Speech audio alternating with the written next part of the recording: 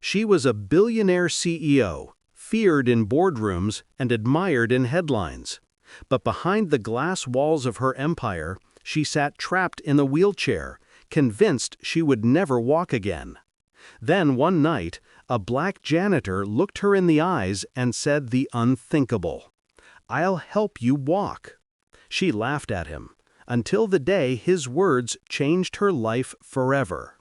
In a world where power often hides pain, one billionaire CEO had everything money could buy, except the ability to walk. Confined to a wheelchair and trapped behind the image of strength, she believed her life of miracles was over. But then, on an ordinary night, a janitor with calloused hands and unshakable faith crossed her path and spoke words she would never forget.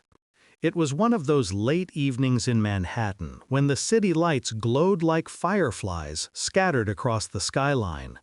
Inside the towering glass headquarters of Whitmore Enterprises, a woman many called untouchable sat behind her desk, staring at the reflection of herself in the darkened window. Her name was Victoria Whitmore, a billionaire CEO who had built an empire through brilliance, precision, and a reputation for never showing weakness. But behind that polished image, she lived with a truth she never wanted the world to see. A devastating car accident 2 years earlier had left her confined to a wheelchair. She told her board of directors it hadn't slowed her down. She told the media she was stronger than ever. But at night, when the cameras disappeared, Victoria would stare at her motionless legs and whisper to herself that strength was just another mask she wore. That night, long after her executives had gone home, she heard the quiet sound of a mop bucket rolling across the marble floor. She glanced up to see a tall, broad-shouldered man in a janitor's uniform. His skin glistened with sweat from hours of labor, and his hands bore the kind of calluses only years of hard work could carve. His name tag read Marcus. Victoria, proud and guarded, rarely spoke to staff she considered beneath her rank. But when Marcus paused near her office door, he looked straight at her, not with pity, not with fear, but with a calm boldness that unsettled her. "You work too late," he said, his voice deep but gentle. She raised an eyebrow. "Excuse me?" Marcus smiled faintly. "Most people leave their battles at the office. You look like someone who carries hers home." Victoria bristled. "I don't need advice from a janitor." He nodded, unfazed, and continued pushing his bucket. But then he stopped, turned back, and added words she never expected to hear. "One day, I'll help you walk again." The air froze between them. Victoria felt heat rise in her chest. How dare this man speak to her like that?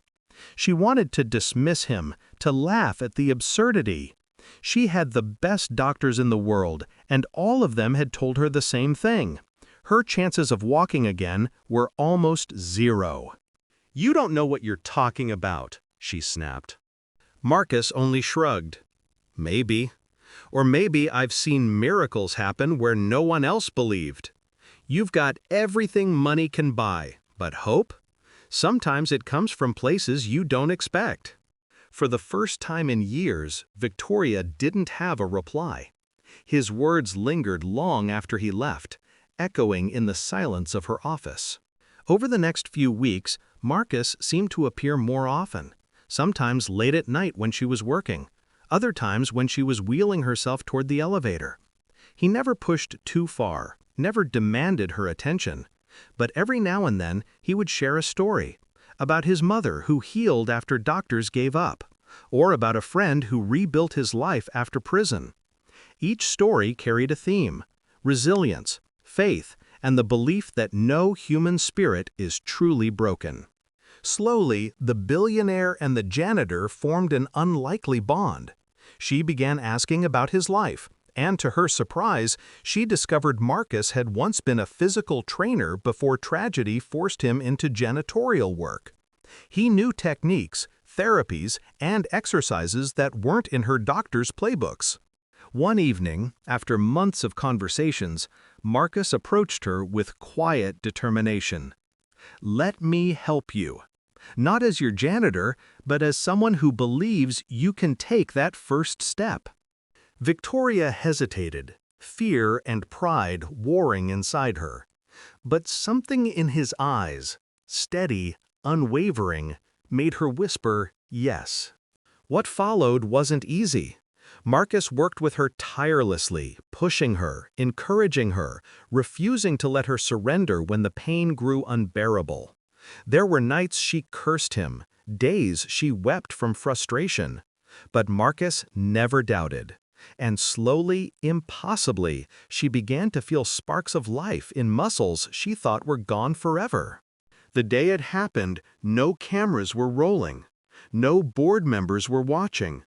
In the quiet of her office, with Marcus at her side, Victoria gripped the arms of her wheelchair, braced herself, and, shaking, trembling, rose to her feet. Just for a few seconds, but long enough to look into Marcus's eyes and see tears she never imagined in a man so strong.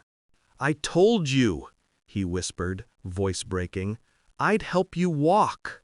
For the first time in years, the billionaire CEO, who had everything, realized she had been given the one thing money couldn't buy: hope, delivered by a man the world overlooked. That night, she rose, not just from her wheelchair, but from the prison of doubt she had lived in for years. And it wasn't doctors or fortune or fame that gave her that gift. It was hope, delivered by a man the world had overlooked. Sometimes the greatest wealth isn't measured in dollars, but in the courage to believe in someone when they no longer believe in themselves.